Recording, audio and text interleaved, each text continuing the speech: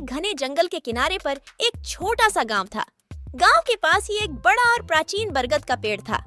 उस पेड़ पर एक बुद्धिमान बंदर रहता था।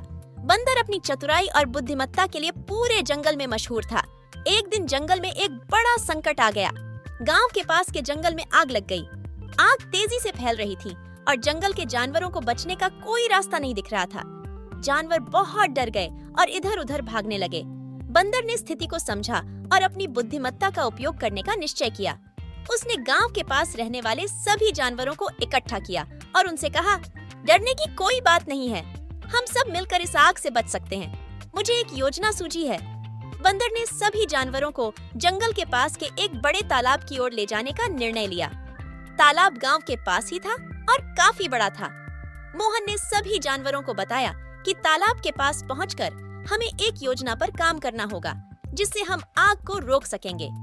जब सभी जानवर तालाब के पास पहुंचे, तो बंदर ने हाथियों से कहा, तुम सब अपनी बड़ी और मजबूत सूंड का उपयोग करके तालाब से पानी भर भर कर आग पर डालो। इससे आग बुझने में मदद मिलेगी।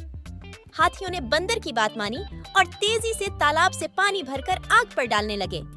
बाकी छोटे जानवर जैसे खरगोश, हिरण और बंदर तालाब के पास की सूखी लकड़ियां और पत्तियां हटाने लगे ताकि आग और न फैले। बंदर ने पक्षियों से कहा, आप लोग आसमान से नजर रखें और हमें बताएं कि आग किस दिशा में बढ़ रही है, ताकि हम उसी हिसाब से काम कर सकें।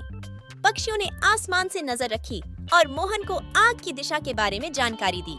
सभी जानवर मिलकर काम करते रहे और कुछ ही समय में आग पर काबू पा लिया। आखिरकार बंदर की बुद्धिमत्ता और जानवरों के सहयोग से जंगल की आग बुझा दी गई। सभी जानवरों ने राहत की सांस ली और मोहन की तारीफ की। बंदर ने सभी को समझाया कि मिलकर काम करने से किसी भी बड़ी समस्या का समाधान निकाला जा सकता है।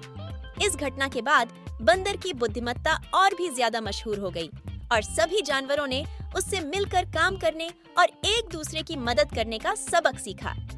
इस कहानी से हमें यह सीख मिलती है कि बुद्धिमत्ता और सहयोग से हम किसी भी संकट का सामना कर सकते हैं और सफल हो सकते हैं।